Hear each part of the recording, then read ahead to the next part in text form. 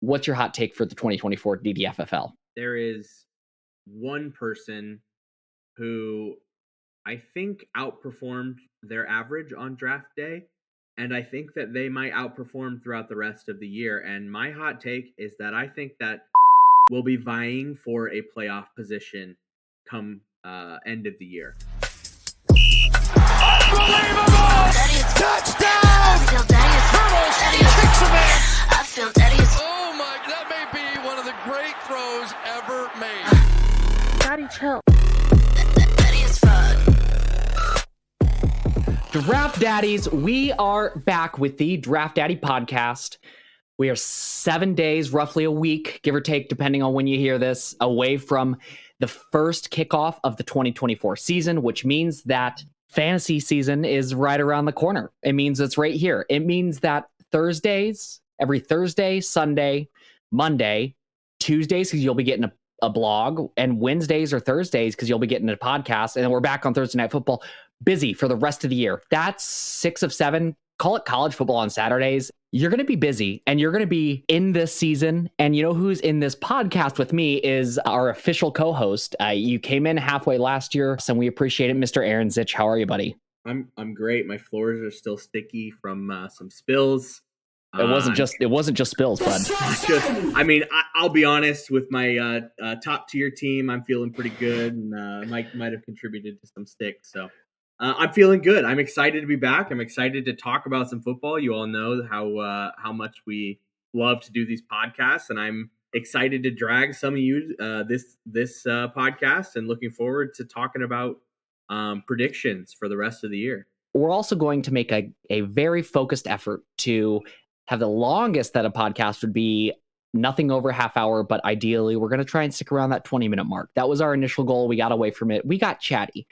It's a good time to catch up with the boys, but you guys don't want to hear us jibber jabber along. And we have no no partners this year, no sponsorships, so we don't have to do any ad breaks. Yeah, it's a good thing. We're totally independent, all on our own this year. So good things happening. To start us off, let's note real quick that the commissioner is not here.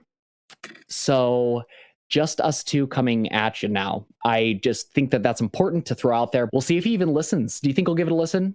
I think so highly of Seb, and I know he'll be listening, even if he's not attending. Seb will likely be in attendance moving forward.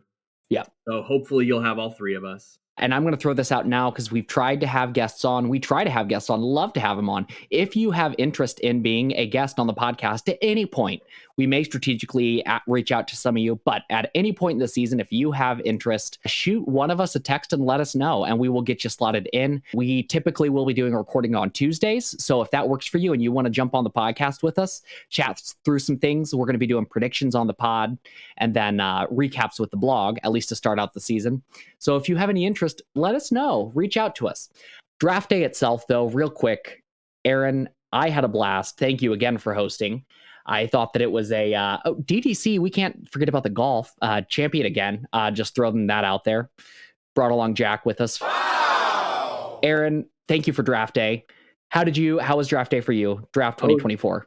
My combine results were awful, but 2 years in a row, I've been very happy with how I drafted. So it was a great day overall, and I was kidding earlier. The cleanup was phenomenal, and all the guys in the daddies are daddies. They're great guys, and you all helped clean up, so I appreciate it.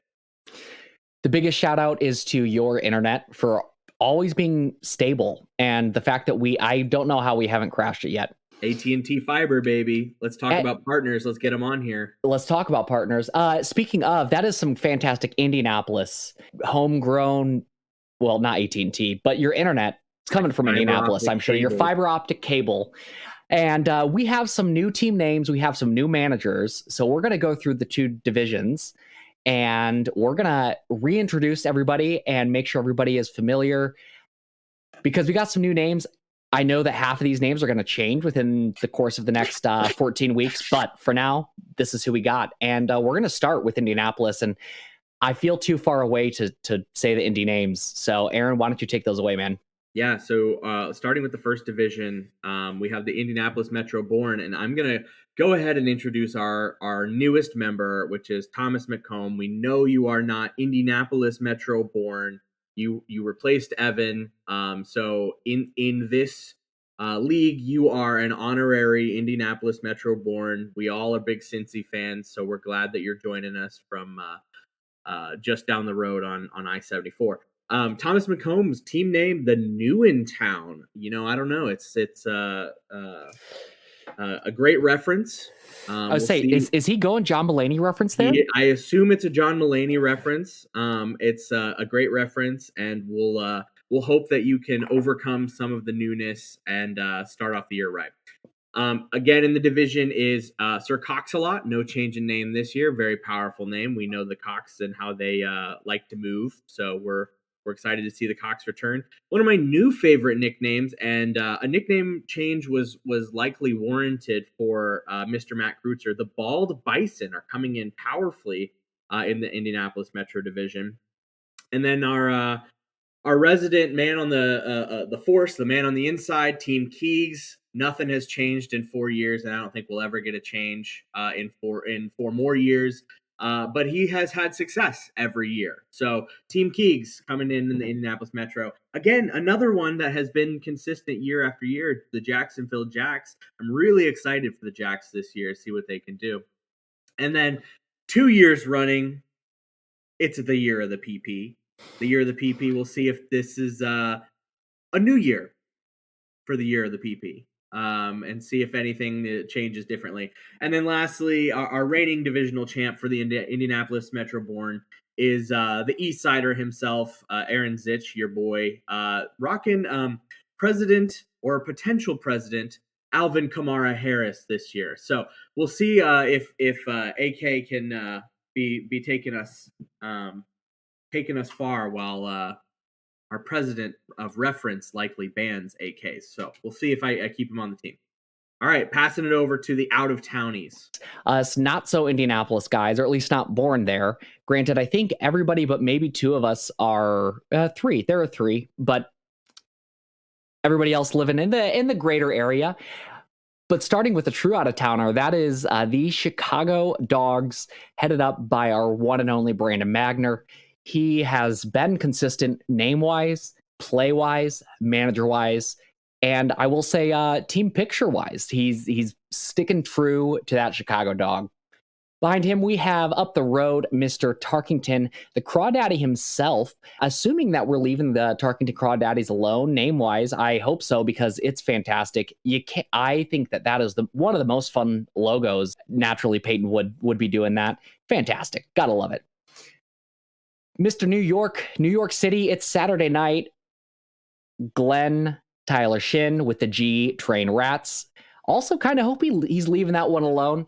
Not so consistent with the management, but he is here, and he is a top tier participant. He's getting that participation trophy every year, if not something extra.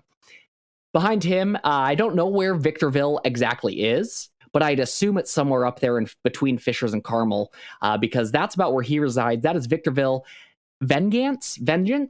And Vic made a huge run. He's our reigning champ. Can he do it again? We'll have to wait and see. Huge name change. This guy moved from being the downtown, one of the downtown daddies, to moving on the south side. This is Mr. Chris Boylan. We've got this year, he's going with My White Chub Hurts. Our commissioner, no, your assistant commissioner, I've officially a slight name change for me. I'm going with, instead of the Asheville amphetamines, not going to beat around the bush, it is the Asheville amphetamines this year. So we're still gotta make up for it. Gotta live true to the name. And last but not least is our commissioner himself, who is still sporting some Hawaii wildfire-ness, but he's got some pits on that thing. Haktua. Indeed. All right, gents, that is the 2024 draft daddies, and best of luck to all of us. So like I said, we already talked about some of the draft. We talked about our recaps, but we're going to talk strictly looking at numbers and a little bit on our feel. And feel free, give us some comments, give us some lashback on it, because we know that everything we say here isn't going to be loved, and I'm here for it. Aaron, who do you think this year, when you're looking across all the teams, who do you have making the playoffs? And it's we're going to go with six your 6 teams that you would go with, regardless, I guess, of divisions, etc. Yeah, this is our 6 teams that make the playoffs. It's hard at this time in the year because we're going solely based off of draft and performance previously. Trying to look across years and give some credit for those who have continually performed well, because you play the waivers well. But this year, just looking at teams, I think my 6. I obviously have to put myself in there, so I'll take one position. I like Jackson's team. I got the Jacksonville Jacks as my 2nd in the playoffs. I'm giving it to the Ass. I think the Ass has a turnaround year to be 3rd in the playoffs. These next 2 I think are really close, and I'm giving the edge to the Chicago Dogs as my 4th playoff team. My 5th is the Cox. The Sir Cox-a-lot, I think, comes in 5th. And then just squeaking in, I had a couple teams, and a couple of you were right on the fringe. But I'm giving it to the Crawdaddies. I think Peyton and the Tarkenton Crawdaddies will round out my 6th slot in the playoffs. So again, that's myself, Jackson, Ass, Chicago Dogs, the Cox, and the Crawdaddies.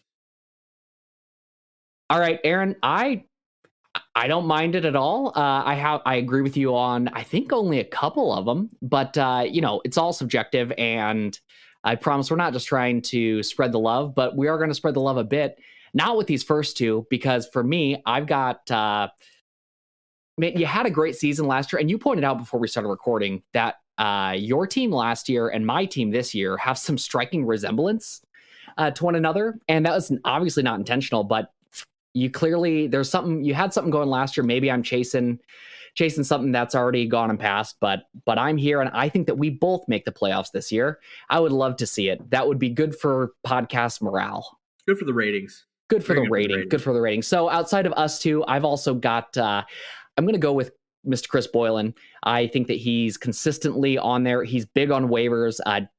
We'll talk about, I think we might get into his team a little later. Not wild on it currently, but I think that he will also have a rebound year. He's a reigning points champion 2 times. Last year was whatever happened last year. Beyond that, I'm going to go with the Bald Bison. I think that Matt, his inaugural year here, he got off to a rough start. I think that he had to learn how to play the waivers with this large of a league, and he just needed some time to get used to what ESPN has to offer.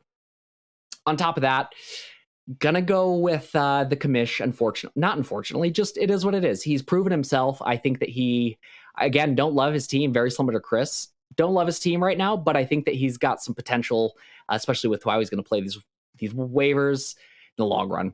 Last but not least is the PP. How can you not want the PP? I want the PP to be, for the sake of just drama. We need to, and Taylor, he's matching. He's got a lot. He's getting married. He's got a lot going on in this next year. So I think that it just reigns true that he would make a run at the playoffs this year. So yeah, that's what I'm going to go with. Go ahead. I agree. I think the PP's been on the edge for years, and those of you who want to learn more about that, I think you should just Google PP edging and see how close he's been for years. So that for myself is you, Aaron, Chris, myself, the Bald Bison, Matt, PP with Taylor, and then Commish, Seb. Aaron, out of all those, regardless of any playoff brackets or anything, who would you put in as who do you think is going to be in that ship? Who's going to be going for that broken trophy that Peyton hates and maybe others do? Who knows? Maybe a new one coming. But who do you think is going to be making a run at it? Yeah, I'm gonna go with 2 names that aren't mine because I think I do, again, confidence in myself. I think it could be me, but I'm gonna pick 2 guys just for the sake of non-bias. I think that we get a full year of Anthony Richardson, and we're gonna see him carry the Sea Dogs all year. Potential top scoring QB 1 through 3, somewhere in there. So I think the Sea Dogs will be there, and I love what Jackson did with the 0 RB strategy, and I think it'll work out for him in a league where wide receivers are kind of hard to come by. He has an incredible wide receiver room that I think will carry him week after week as well. So I'm going to say that my 2 are the Jacksonville Jacks and the Chicago Dog. All right. Well, Aaron, I kid you not, before we looked at all of these, we have a lot of notes written down. And originally we had very similar playoffs, and I relooked at ours a little bit. But going down, we had the exact same championship matchup. But I'm going to go with my contingency matchup. And I know I didn't have them in my playoffs, so on and so forth. But my second, so I actually really like Jacksonville Jacks and the Chicago Dogs. But if I'm not going to go with them, my next, and I will remove myself as well, even though I think that me and you, maybe we'll meet there in the playoffs. That'd be fun. But I'm going to go with the Bald Bison and the PP. I think that both of these teams, I'm choosing one a little bit for the drama, but also I think that Taylor has shown that he can really manage around some teams and can sometimes stumble into some luck, but also manage that luck well. And I like that, along with the Bald Bison, even though both these guys came down to Asheville right through, stayed at a hotel less than a mile from my house, didn't say hi. I'm still going to choose these two to be in that championship. I think it would be a fun matchup for us. But you never know. You never know what's going to happen. Who do you take in your championship out of year two?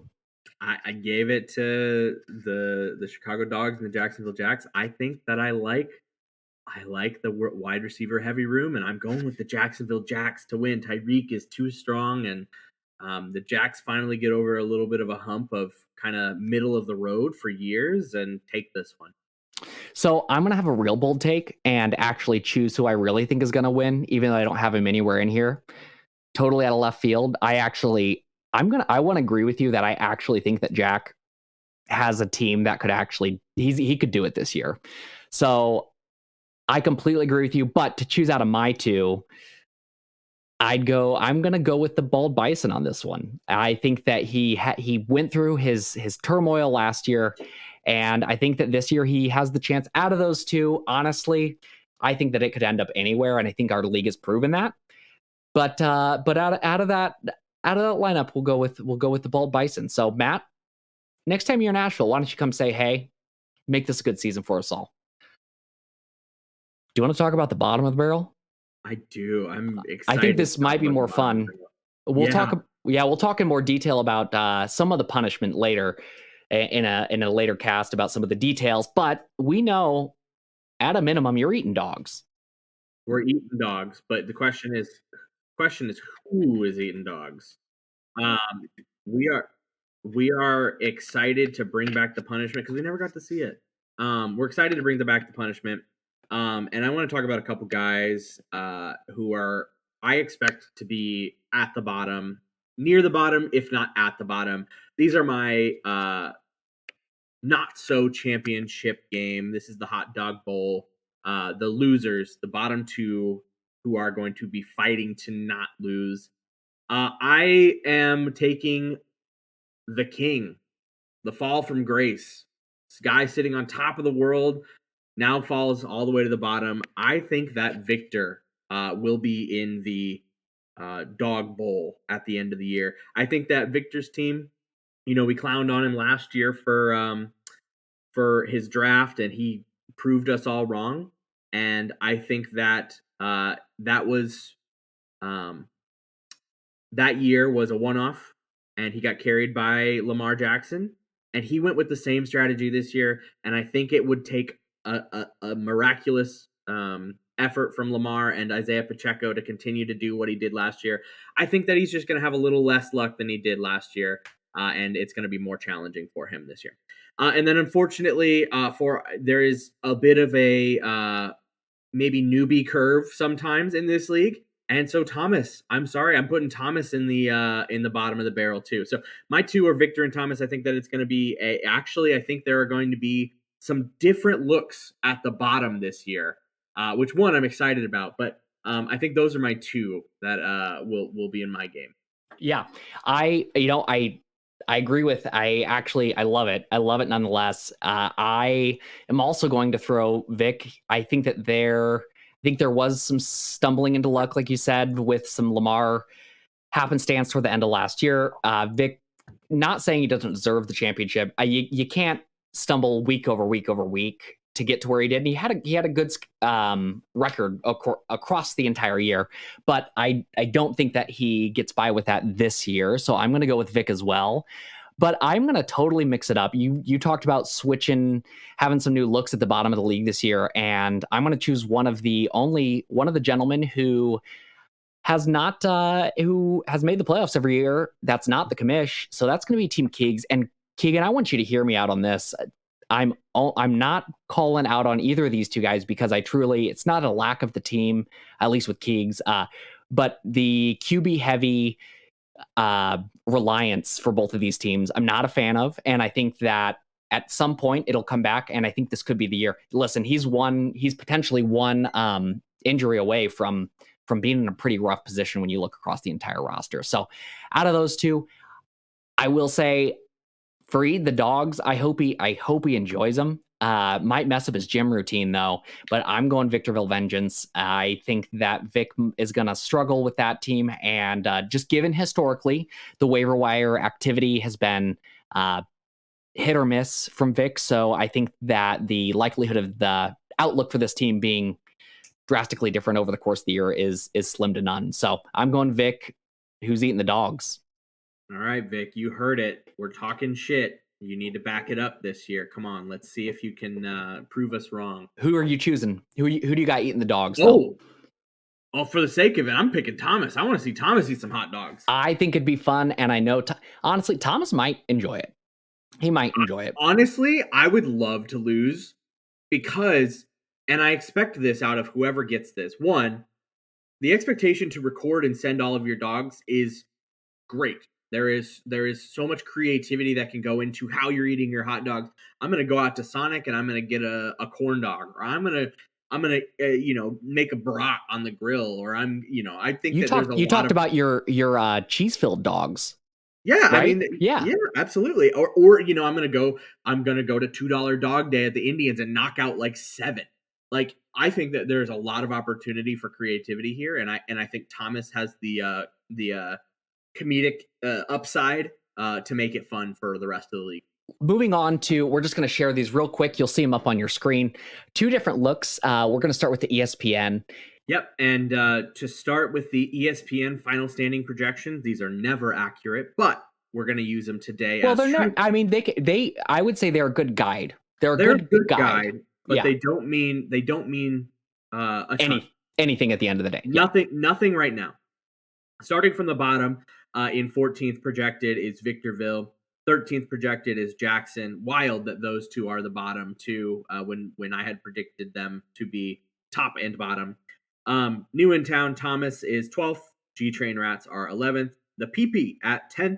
The Bison at 9. The Dogs at 8. Your boy, President Alvin Kamara Harris at 7. The Crawdaddies at 6. No, I apologize. Before we get to the Hawk Tour, we're going to the Cox. Sir Cox-a-Lot at 5th. Hawk Tour on the Cox, on that thing at 4. The Keegs at 3. My big white chub at 2.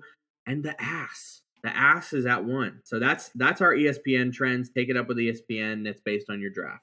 Yep. And giving us a little bit different view. Not a lot, but some things in the middle mixed up a bit.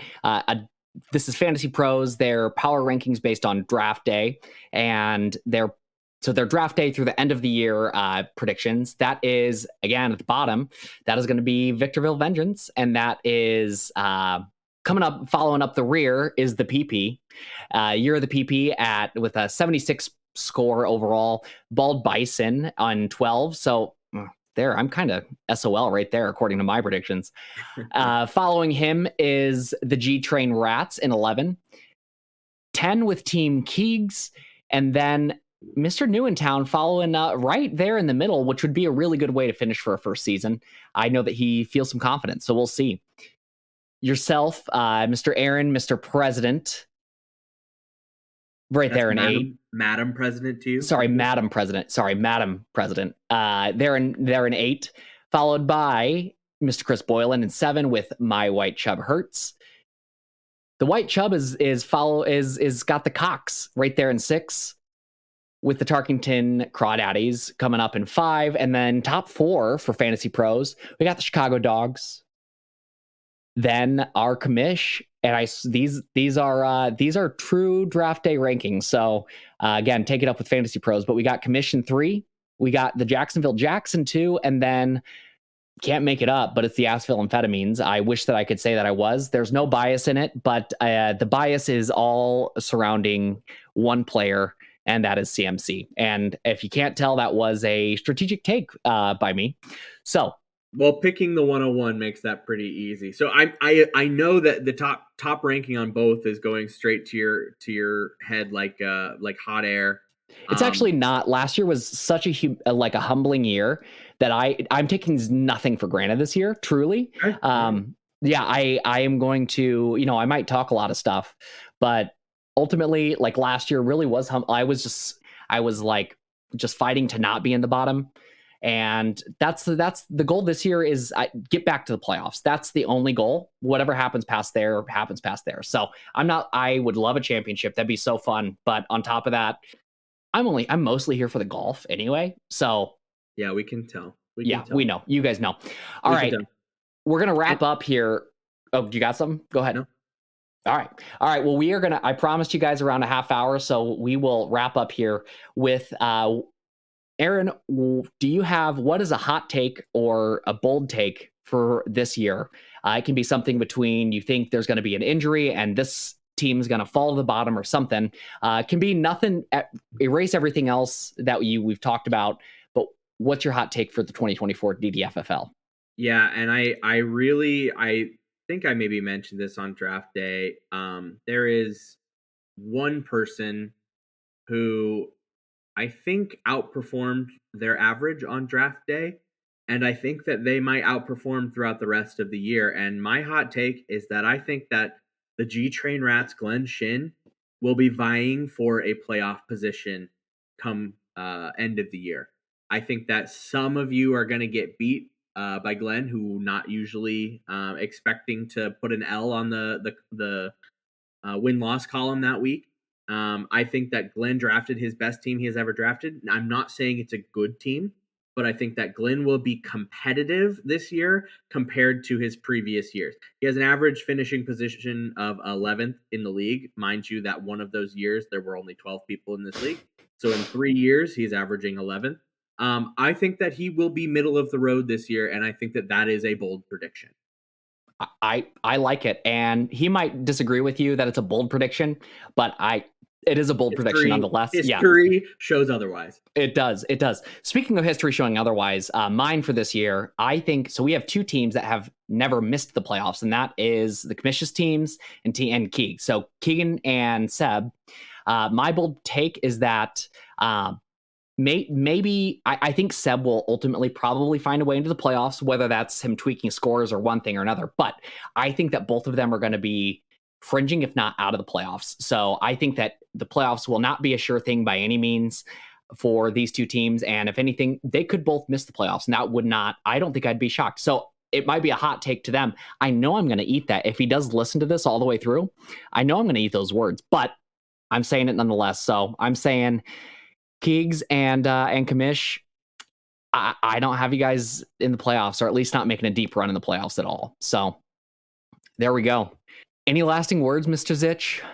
Nothing. We kick off in Thursday Night Football in about a week. We are so excited to start consuming Italian beefs and Malorts and old styles at Fat Dan's.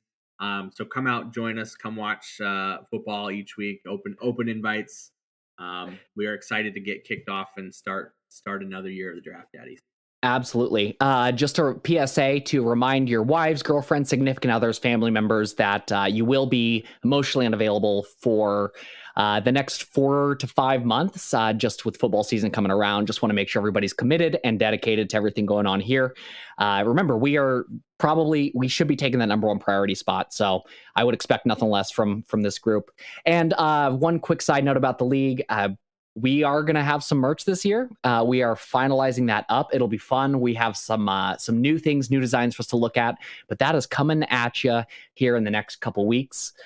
But for the future, probably going to be after our first kickoff, and we will make sure that everything gets sent properly to Indianapolis, not to Asheville, and then everything lost in between. But that's pod 1, guys. That's pod 1. Thank you guys for coming through on this wonderful journey. We love you, daddies. Aaron, bring him back. Mwah. Love you, from our boys. Love you, daddies. We'll see you next week for kickoff. Daddy is fun. I feel daddy